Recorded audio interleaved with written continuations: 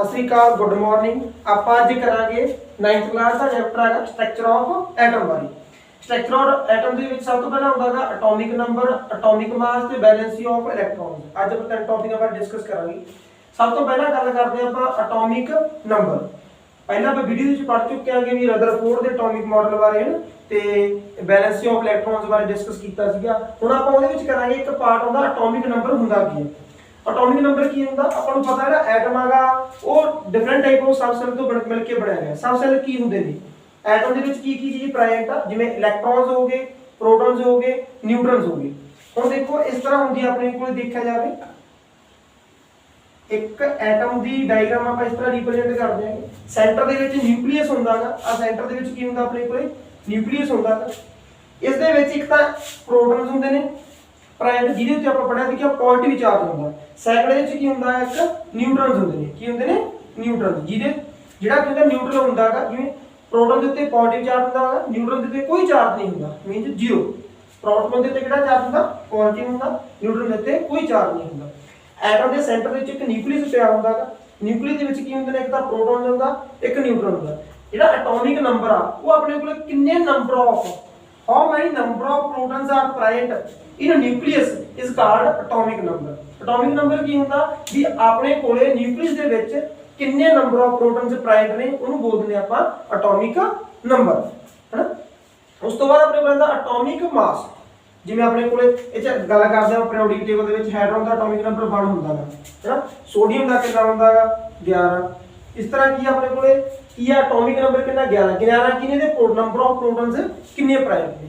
उस तो बाद आंदा अपने कोल एटॉमिक मास। एटॉमिक मास की हुंदा न्यूक्लियस दे विच किन्ने number of sum of protons plus neutrons उहनूं बोलदे ने आपां एटॉमिक मास।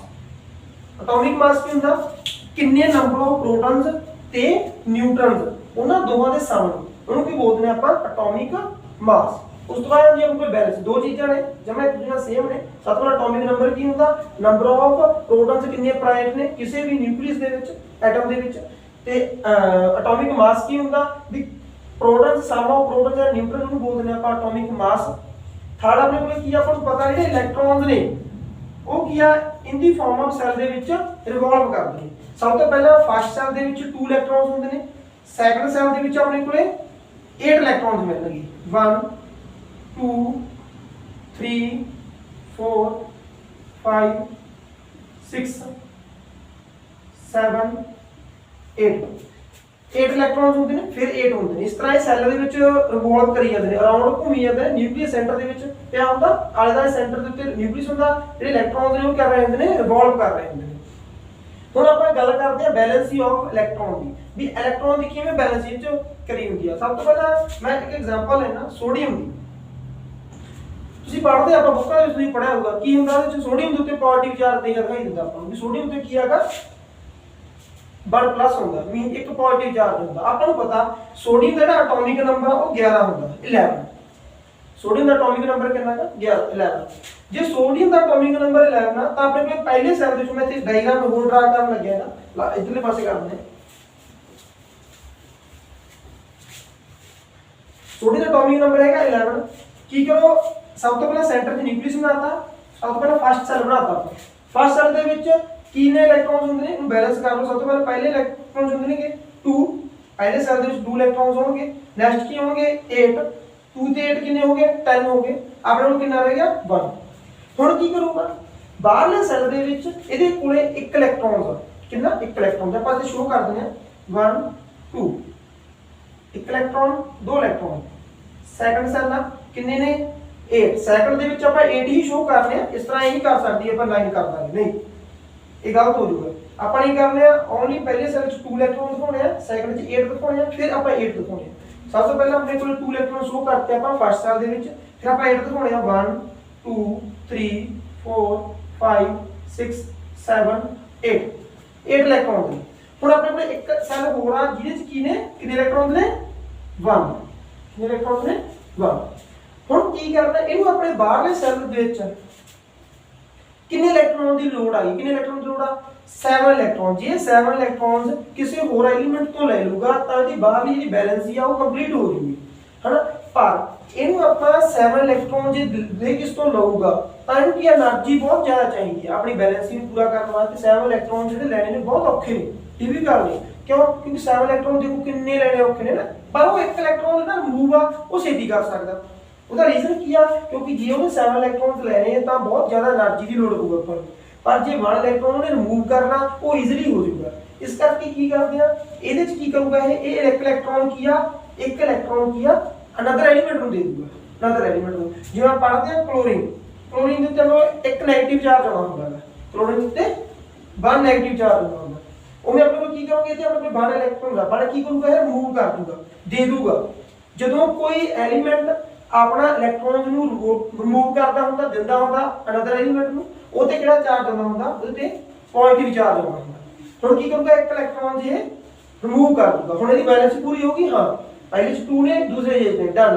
ਨਹੀਂ ਤਾਂ 7 ਲੈਣੇ ਪੈਣੇ ਸੀ ਫਿਰ ਆਪਣੇ 8 ਇਲੈਕਟ੍ਰੋਨਸ ਪੂਰੇ ਕਰਨੇ ਸੀ ਨੈਕਸਟ ਆਪਣੇ ਕੋਲ ਕਲੋਰੀਨ ਹੁਣ ਦਊਗਾ ਕਿ ਹੁਣ ਦੇਖੋ ਕਲੋਰੀਨ ਦਾ ਐਟੋਮਿਕ ਨੰਬਰ ਹੁੰਦਾ ਆਪਣੇ ਕੋਲੇ 17 ਕਿੰਨੇ ਹੁੰਦੇ ਨੇ ਇਲੈਕਟ੍ਰੋਨ ਪਹਿਲੇ ਚ ਹੋਣਗੇ ਆਪਣੇ ਕੋਲੇ 2 ਫਿਰ ਆਪਣੇ ਕੋਲੇ 8 ਹੁੰਦੇ ਨੇ 2 8 10 ਹੋ ਗਏ ਲਾਸਟ ਦੇ ਵਿੱਚ ਆਪਣੇ ਕੋਲੇ 7 ਨੇ ਇਹਦਾ ਮਤਲਬ ਇਹ ਕੀ ਕਰ ਸਕਦਾ ਜਾਂ ਤਾਂ ਇਹ 7 ਇਲੈਕਟ੍ਰੋਨ ਆਪਣੇ ਛੱਡ ਦੇ ਜੇ ਛੱਡੂਗਾ ਤਾਂ ਇਹ ਆਪਣੀ ਬੈਲੈਂਸ ਹੀ ਪੂਰੀ ਕਰੂਗਾ ਦੇਖੋ ਜੇ 7 ਇਲੈਕਟ੍ਰੋਨ ਇਹ ਛੱਡਦਾ ਤਾਂ ਇਹਦੀ ਬੈਲੈਂਸ ਹੋ ਜਾਣਗੇ 2 8 ਪਰ ਇਹਨੂੰ 7 ਇਲੈਕਟ੍ਰੋਨ ਛੱਡਣ ਦੇ ਲਈ ਬਹੁਤ ਜ਼ਿਆਦਾ એનર્ਜੀ ਦੇਣੀ ਪਊ ਆਪਾਂ ਨੂੰ ਇਸ ਕਰਕੇ ਇਹ ਕੀ ਕਰੇ ਇੱਕ ਇਲੈਕਟ੍ਰੋਨ ਕੀ ਕਰ ਲੇ ਗੇਨ ਕਰ ਲੇ ਕਿਹਦੇ ਤੋਂ ਕਰੂਗਾ ਗੇਨ ਉਹ ਗੇਨ ਕਰੂਗਾ ਜਿਹੜਾ ਇੱਕ ਇਲੈਕਟ੍ਰੋਨਸ ਇਹਨੇ ਮੂਵ ਕੀਤਾ ਸੀ ਕਿੰਨਾ ਕੀਤਾ ਸੀ ਇੱਕ ਇਹ ਕੀ ਕਰੂਗਾ ਇੱਕ ਤੋਂ ਲੈ ਲੂਗਾ ਇਹਦੇ ਕਿੰਨੇ ਹੋ ਜਾਣਗੇ 8 ਇਸ ਕਰਕੇ ਜਦੋਂ ਕੋਈ ਵੀ ਐਲੀਮੈਂਟ ਕੋਈ ਇਲੈਕਟ੍ਰੋਨ ਨੂੰ ਗੇਨ ਕਰਦਾ ਮੀਨਸ ਲੈਂਦਾਗਾ ਉਹਦੇ ਤੇ ਕਿਹੜਾ ਚਾਰਜ ਆਉਂਦਾ ਹੁੰਦਾ 네ਗੇਟਿਵ ਚਾਰਜ ਇਸ ਕਰਕੇ ਕਲੋਰੀਨ ਦੇ ਉੱਤੇ 네ਗੇਟਿਵ ਚਾਰਜ ਹੁੰਦਾ ਇਸ ਕਰਕੇ ਜਦੋਂ ਕੋਈ ਚੀਜ਼ ਬਣਦੀ ਆ ਪੋਜ਼ਿਟਿਵ 네ਗੇਟਿਵ ਕੀ ਕਰਦੇ ਨੇ ਅਟਰੈਕਟ ਕਰਦੇ ਨੇ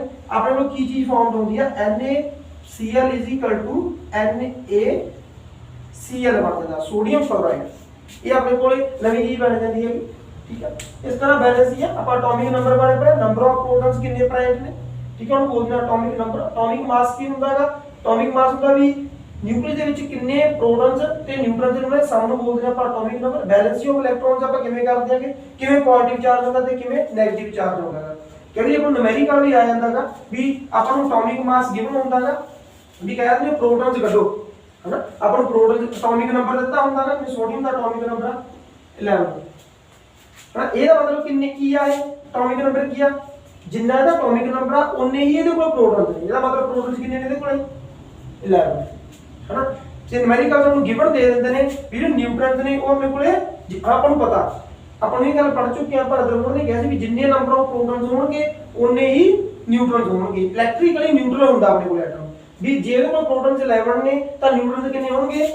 ਉਹ ਵੀ 11 ਹੋਣਗੇ ਆਪਾਂ ਨੂੰ ਪਤਾ ਜੇ ਆਪਾਂ ਐਟੋਮਿਕ ਮਾਸ ਕੱਢਣਾ ਹੋਵੇ ਐਟੋਮਿਕ ਮਾਸ ਕੱਢਣ ਦਾ ਫਾਰਮੂਲਾ ਕੀ ਹੁੰਦਾ ਹੈਗਾ ਪ੍ਰੋਟੋਨ ਪਲੱਸ ਨਿਊਟਰਨ ਆਪਾਂ ਨੂੰ ਓਨਲੀ ਜੇ ਐਟੋਮਿਕ ਨੰਬਰ ਪਤਾ ਕਿਸੇ ਐਲੀਮੈਂਟ ਦਾ ਕਿੰਨਾ ਹੈਗਾ 11 ਤਾਂ ਉਹ ਜਿੰਨਾ ਉਹਦਾ ਐਟੋਮਿਕ ਨੰਬਰ ਹੋਊਗਾ ਉਹਨੇ ਕੀ ਹੋਣਗੇ ਉਹ ਚ ਪ੍ਰੋਟੋਨਸ ਹੋਣਗੇ ਜਿੰਨੇ ਉਹ ਚ ਪ੍ਰੋਟੋਨਸ ਹੋਣਗੇ ਉਹਨੇ ਕੀ ਹੋਣਗੇ ਉਹ ਚ ਨਿਊਟਰਨ ਹੋਣਗੇ ਮੀਨਸ ਇਲੈਕਟ੍ਰੀਕਲੀ ਨਿਊਟਰਲ ਹੁੰਦਾ ਐਟਮ ਜਿੰਨੇ ਪ੍ਰੋਟੋਨ ਹੁੰਦੇ ਨੇ ਉਹਨੇ ਨਿਊਟਰਨ ਪ੍ਰੋਟੋਨ ਡਿਪੈਂਡ ਕਿਤੇ ਕਰਦੇ ਨੇ ਐਟੋਮਿਕ ਨੰਬਰ ਦੇ ਉੱਤੇ ਇਹਦਾ ਮਤਲਬ ਇਹਦਾ ਐਟੋਮਿਕ ਨੰਬਰ ਕਿੰਨਾ ਹੈਗਾ 11 ਤਾਂ ਨੰਬਰ ਆਫ ਪ੍ਰੋਟੋਨਸ ਕਿੰਨੇ ਹੋਣਗੇ 11 ਹੋਣਗੇ ਨੰਬਰ ਆਫ ਪ੍ਰੋਟੋਨਸ ਕਿੰਨੇ ਨੇ 11 ਅਦਰਵਰਡ ਨੇ ਗੱਲ ਹੋਰ ਕੀ ਸੀ ਕਿ ਜਿੰਨੇ ਪ੍ਰੋਟੋਨਸ ਨੇ ਉਹਨੇ ਕਿੰਨੇ ਨਿਊਟਰਨਸ ਨੇ ਇਹਦਾ ਮਤਲਬ ਕੀ ਆ 11 ਪਲੱਸ 11 ਕਿੰਨਾ ਆ ਗਿਆ ਆਪਣੇ ਕੋਲੇ 22 ਐਟੋਮਿਕ ਮਾਸ ਕਿੰਨਾ ਆ ਗਿਆ ਆਪਣੇ ਕੋਲੇ 22 ਤਾਂ ਰੱਖਿਓ ਜਿਹੜੇ ਨੰਬਰ ਆਫ ਪ੍ਰੋਟੋਨਸ ਨੇ ਉਹ ਡਿਪੈਂਡ ਕਰਦੇ ਨੇ ਵੀ ਕਿੰਨਾ ਉਹਦਾ ਐਟੋਮਿਕ ਨੰਬਰ ਆ ਐਲੀਮੈਂਟ ਦਾ ਜੇ ਮੈਂ ਸੋਡੀਅਮ ਲੈਤਾ ਸੋਡੀਅਮ ਦਾ ਐਟੋਮਿਕ ਨੰਬਰ 11 ਹੁੰਦਾ ਟੋਟਲ ਆਪਾਂ 9th ਕਲਾਸ ਦੇ ਵਿੱਚੋਂ ਤਾਂ ਤੁਹਾਨੂੰ ਟੋਟਲ 18 ਨੇ ਜਿਹੜੇ